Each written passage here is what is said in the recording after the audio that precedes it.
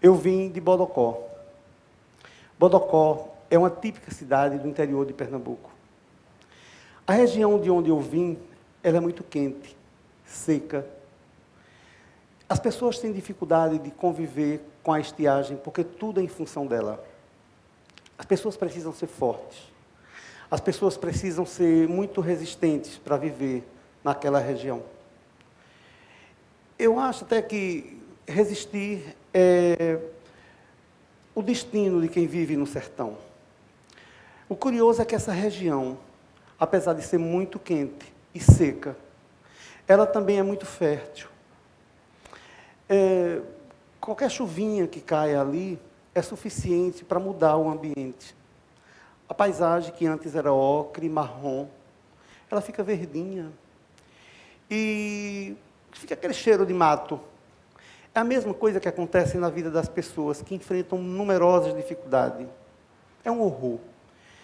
E, mesmo assim, quando aparece qualquer oportunidade, essas pessoas se pegam a esse momento e se transformam. As pessoas florescem. Eu tenho um amigo que ele diz que o sertão é uma experiência tão forte, que a gente sai do sertão, mas o sertão não sai da gente. Quando eu saí do sertão, eu era um adolescente. Eu que não tinha nada, queria ganhar o mundo. E vim para uma região que era exatamente o contrário daquela. Era uma região que tinha muita água. Tinha o mar, tinha os rios. E eu vim justamente para remar contra a corrente. No Recife, a capital de Pernambuco, eu cheguei aos 15 anos. E foi aos 15 anos que eu vi o mar pela primeira vez. E o mar era muito mais do que podia supor as minhas fantasias. O Recife era a cidade dos meus sonhos. O Recife era a cidade das possibilidades, era onde tudo acontecia. E, como diz a canção popular, eu vim sem dinheiro no banco e sem parentes importantes. Mas eu também não estava afim de fazer aquela linha assim, sobrevivente da seca. Não. Eu vinha para ocupar o meu espaço. Todo mundo tem as suas verdades. Eu estava em busca da minha. Eu vinha para estudar. E vinha, sobretudo, para me presentificar. Para presentificar a minha realidade. Para instaurar a minha realidade. Quem me mandou para a capital foi meu pai. Ele queria que eu estudasse para ser médico. Ele queria ter um filho que pudesse chamar de doutor, porque lá no interior, toda família quer ter um filho doutor. E eu não queria ser doutor. Tudo o que eu queria era ser jornalista. Eu sempre quis ser jornalista, desde que eu me lembro. Eu era moleque e já queria ser jornalista. E aí, entre eu e meu pai, teve uma divergência que durou meses. Mas aí depois, ele compreendeu e me apoiou. Porque ele entendeu que quando a gente deseja muito uma coisa, a gente encontra forças na alma. Eu vim para a Casa de Estudantes de Pernambuco. A Casa de Estudantes de Pernambuco é uma república de estudantes, que naquela época abrigava cerca de 600 estudantes. Cerca de 600. Então, assim, aquilo ali foi uma época de muito aprendizado. Eu aprendi principalmente a compartilhar. Compartilhar sonhos, compartilhar tristezas, compartilhar frustrações, compartilhar alegrias, algumas conquistas. E aí eu descobri também ali que compartilhar só resiste quem compartilha. É importante a tal ponto que só resiste quem compartilha.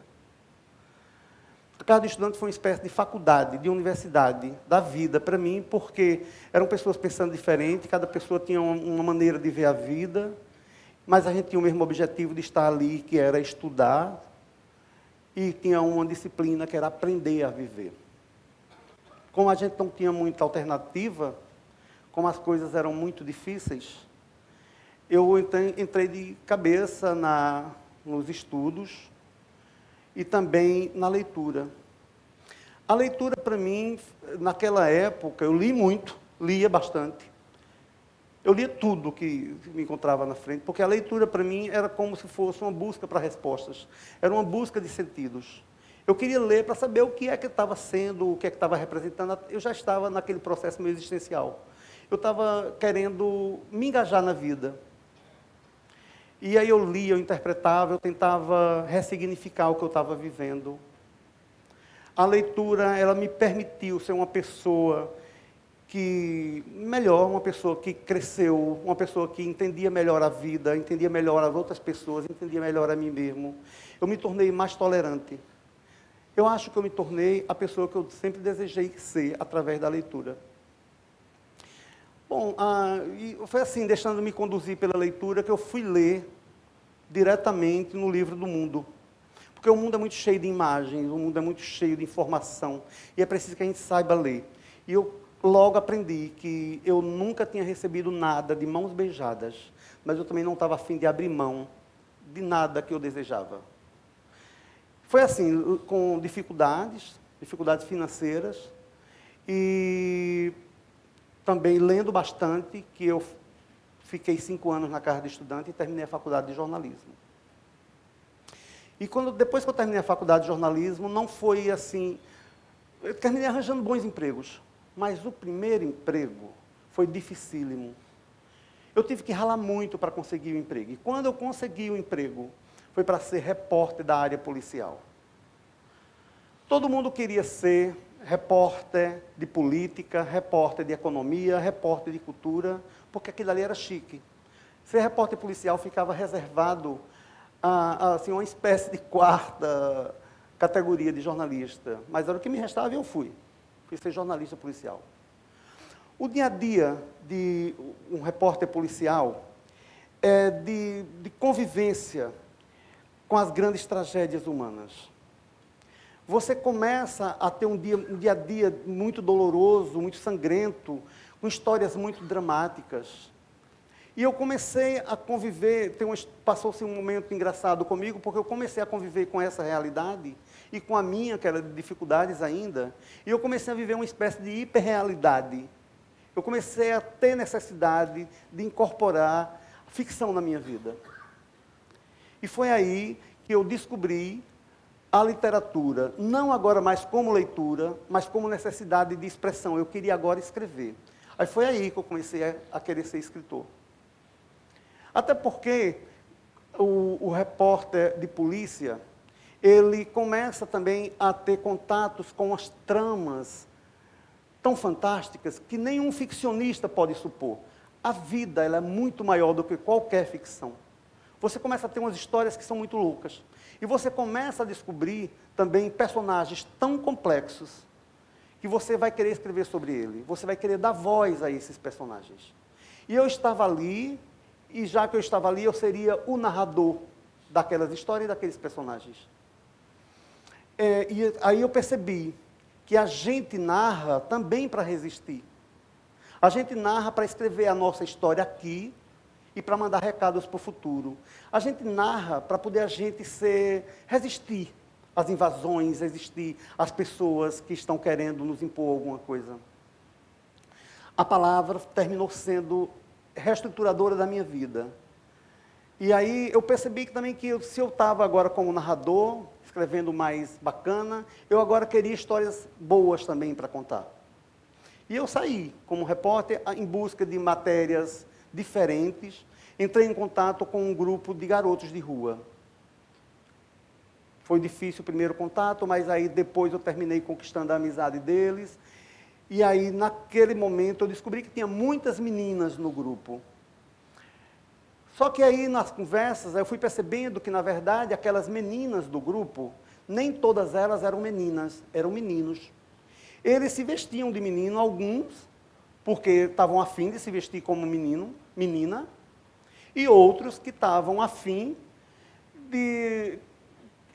queriam apenas ganhar a vida, porque, assim, se vestindo de menina, eles podiam se prostituir, e podiam sobreviver, ganhar dinheiro para comer, para viver, para fazer as coisas mais simples do dia a dia. A matéria causou um impacto, foi uma espécie de tapa na cara de uma sociedade que acha que protege sua infância, mas não protege.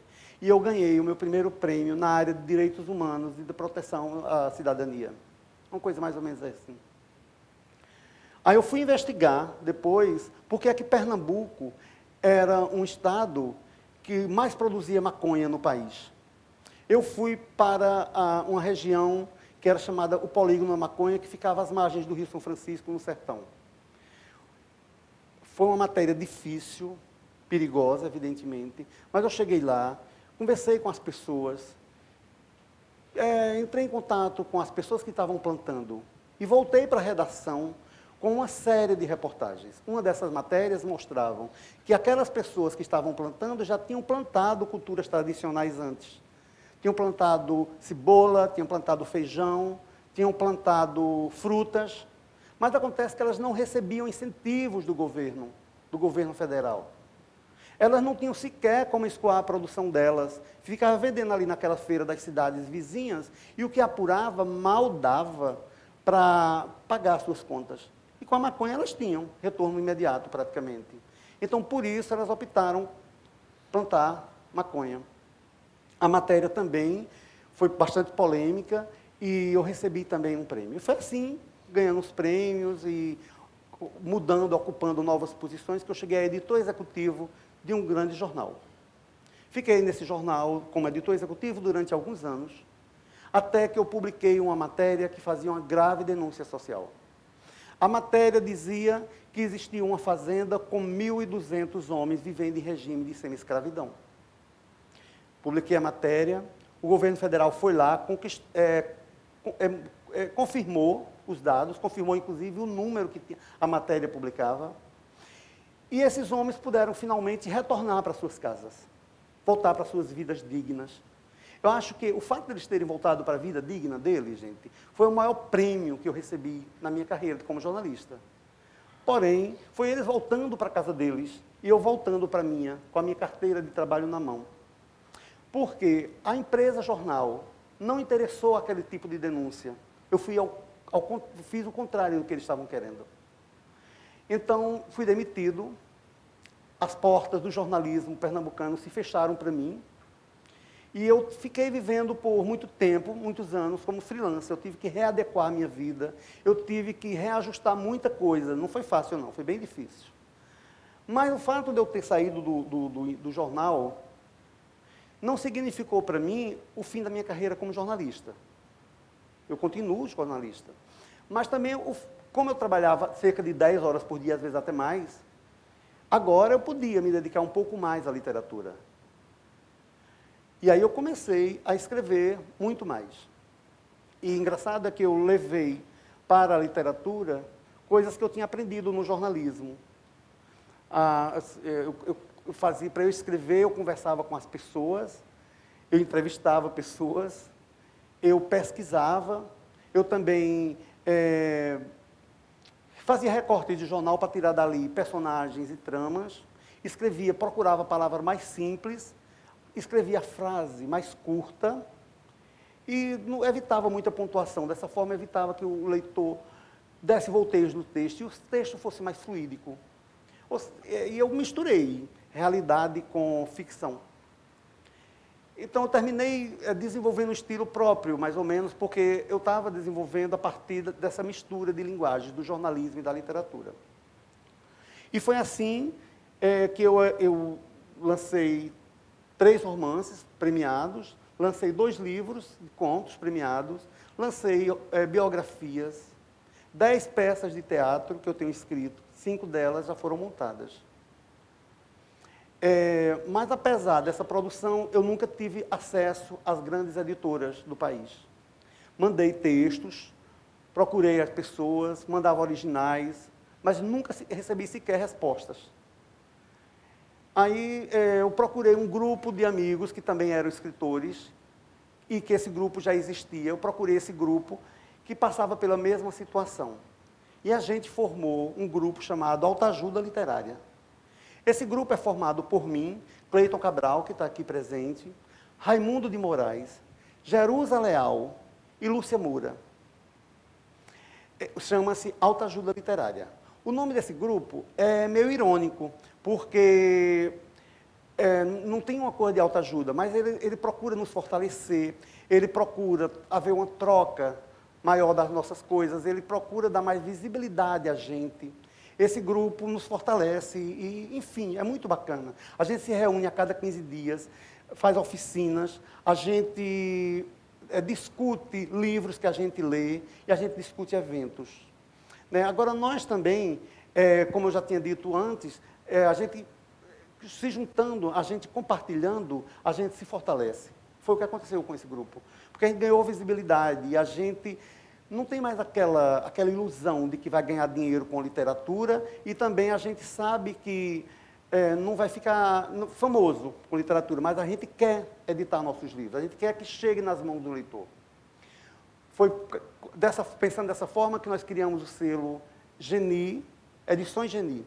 Geni porque é uma homenagem à personagem Chico Buarque de Holanda, que se chama Geni, que é uma periférica, que é uma pessoa discriminada, que é uma pessoa marginalizada. E nós, de certa forma, somos mesmo um pouco periférico da política das grandes editoras. Então, através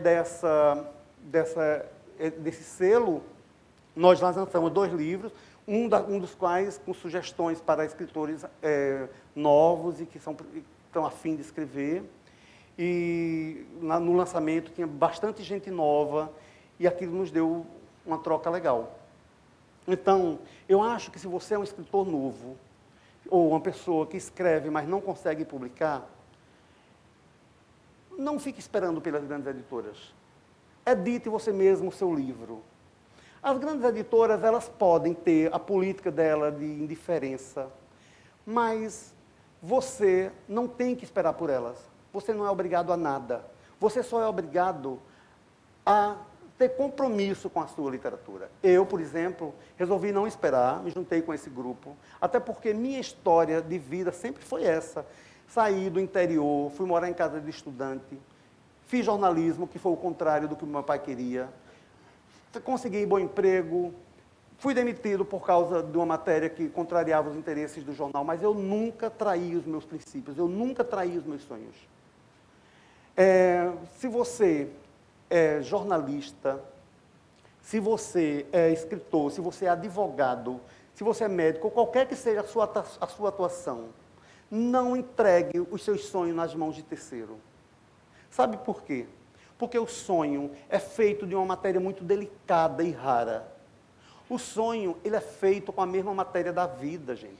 E a vida está passando rápido demais. Mais um minuto e a porta do futuro já se abre. E esse minuto aqui, quando ele passar, ele é irrecuperável. No futuro, quando isso aqui tudo for passado, você vai ser lembrado. Ou lembrada, não é pela quantidade de dinheiro que você juntou, não é pela fama que você conseguiu, não.